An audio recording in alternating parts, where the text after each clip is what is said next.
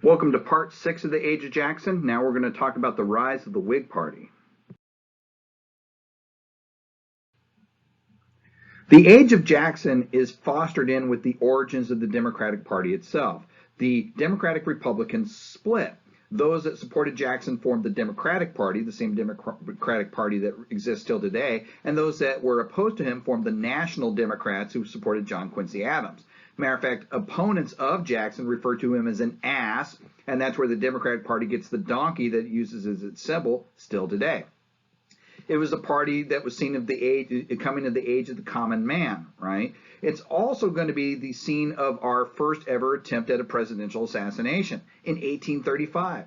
Andrew Jackson is 67 years old. Some of the effects of the lead poisoning in his body from the bullets floating around to him has started to take its toll. I mean, he's starting to show his age. He's leaving a funeral at the Capitol building on January 30th, 1835, when an unemployed house painter named Richard Lawrence is going to step out in front of him. He's going to refuse to step aside, and instead he's going to pull a pistol out, aim it at the president, pull the trigger, the cap will explode, but the bullet won't fire. It doesn't set the powder off in the gun itself. A misfire. Jackson's response to this is to, well, remember, it's Jackson. Everything's intensity. He unleashes his rage on Richard Lawrence. He whips his cane up and begins to beat the holy hell out of him, right? Richard Lawrence struggles and gets a second pistol out. He's got another pistol. He fires it. The same thing happens. The cap explodes, but the powder doesn't ignite. Another misfire. Jackson is now beating this guy literally to death with his cane. The Secretary of Navy, Mahlon Dickerson, and the Secretary of the Treasury, Levi Woodbury, are going to actually pull the president off this guy. You know, get off of him, Mr. President. No, let me go. I'm going to kill him. When Jackson was leaving, he felt he knew for certain who was responsible for this assassination attempt. It was the Whigs, this new political party that opposes me, that was responsible for this. Now, that's not actually true. Richard Lawrence was just crazy. Matter of fact, during his trial, he'll claim to be the King of England, including dressing the part. But that won't keep Jackson from blaming the Whigs. This Whig party is this new party that is going to begin to challenge the Jackson authority.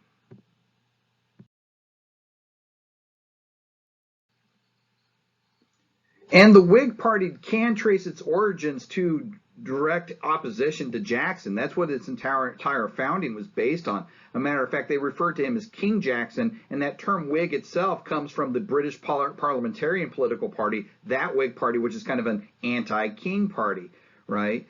So they developed out of former National Democrats when that party collapses, and also former Federalists, right? In 1836, they are going to attempt to make their first run at the White House. First, they're going to look at how do we get voting from the South, and the result is a Tennessee man named Hugh Lawson White is actually going to challenge for the electoral votes of Jackson's home state. Now, 1836, Jackson's retiring, but he's picked his heir apparent, right? A guy named Martin Van Buren. Hugh Lawson White is a pretty strong challenge because Martin Van Buren's from New York, right? He's not going to garner as many Southern votes, right? But the Whigs aren't done there. Daniel Webster from New England, right? A longtime former Federalist in January of 1835 is going to announce that he too is going to seek to run for the presidency as a member of the Whig Party, right? And he can consolidate New England votes. Right, so already there's two challengers to Martin Van Buren and the heir apparent to Andrew Jackson.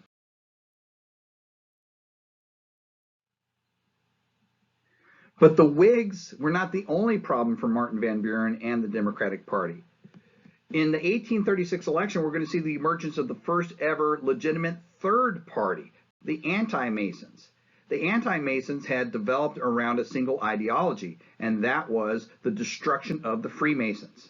They felt that Freemasons were dangerous to American democracy.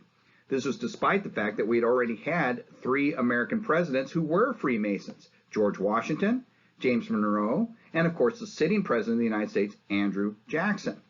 right? Now, the Freemasons, or the anti-Masons rather, are going to team up with the Whigs to try and form a coalition to help defeat the Democratic party and Martin Van Buren.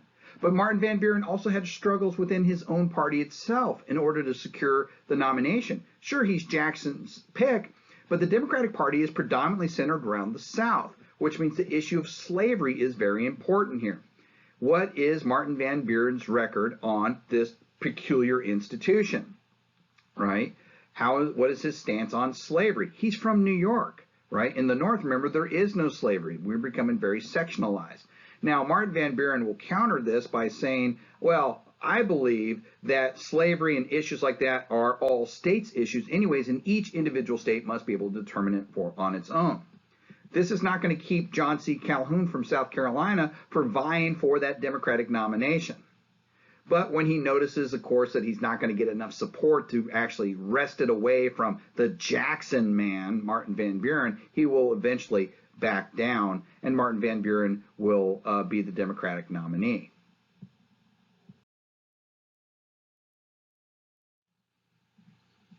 The Whigs are not going to be nearly as organized in 1836. I mean, first, of course, you have the Tennessee man Hugh Lawson White, who's going to be running and trying to take as many of the Democrat votes from the South as possible. Then we have New Englander Daniel Webster, who is going to be trying to form an alliance with the Freemasons by saying secret societies should be prohibited by law. Matter of fact, even Whig Henry Clay is going to say that Pennsylvania, the Keystone State, holds the election of 1836 in its hands, and they're hoping that Freemasons in Pennsylvania will help sway it towards Webster. But then we'll even have a third Whig candidate jump in, William Henry Harrison, old Tippecanoe from the War of 1812, right? He comes from the Midwest, right?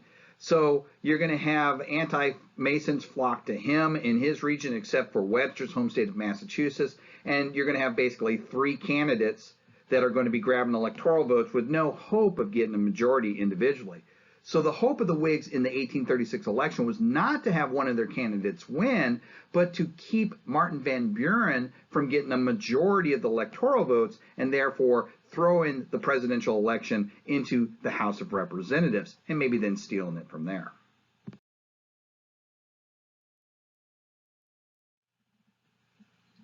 Well, it didn't work. Martin Van Buren is going to manage to gather about 58% of the electoral college. The Whigs, 3 Whigs, will split the other states. Daniel Webster will only take his home state of Massachusetts. You're going to see that William Henry Harrison is truly the rising star of this group. But, you know, in one thing that they can tally at least is that the Whigs are going to take Jackson's home state of Tennessee. But ultimately, Martin Van Buren is going to win the election, and the Whigs realize that they need to be a little bit more organized and a little bit more prepared for 1840.